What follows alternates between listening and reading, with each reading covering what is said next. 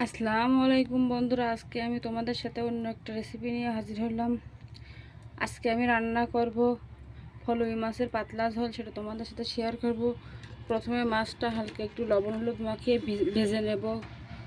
দিয়ে দিলাম একটু লবণ, দিয়ে দেবো একটু হলুদ গুঁড়া, দিয়ে মাছটা ভালোভাবে মাখিয়ে নেব।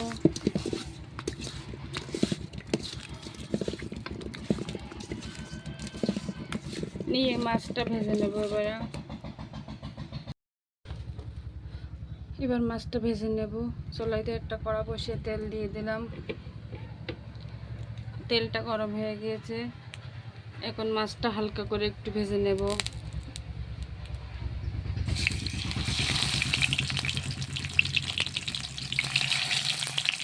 মাছগুলো দিয়ে একটু হালকা করে ভেজে নেব। মাছটা ভাজা হয়ে গিয়েছে, এখন তুলে নেব। মাছটা তুলে নিয়ে একা একা সব মাছগুলো এরকম হালকা ভেজে নেব।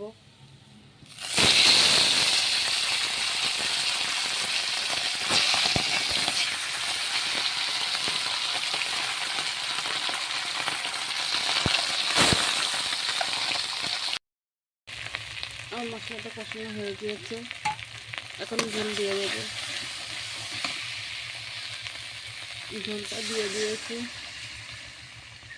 এখন ঝোলটা ফুটে ওঠা পর্যন্ত অপেক্ষা করব। এখন ঝোলটা ফুটে উঠেছে, মাছগুলো দিয়ে দেব। মাছগুলো দিয়ে একটু ঢাকা দিয়ে দেব।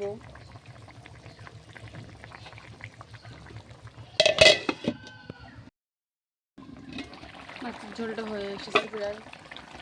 এখন খালি করে রাখা কিছু কাঁচামরিচ দিয়ে দেব, তাহলে ঘ্রাণটা একটু সুন্দর বেরোবে, কাঁচামরিচের ঘ্রাণ বেরোবে। আমার মাছের ঝোলটা হয়ে গিয়েছে, এখন নামিয়ে নেব। দেখুন, মাছের ঝোলটা এমন পাতলা ঝোল হবে, বেশি শুকাবো না, ঝোলটা ঘন করবো না।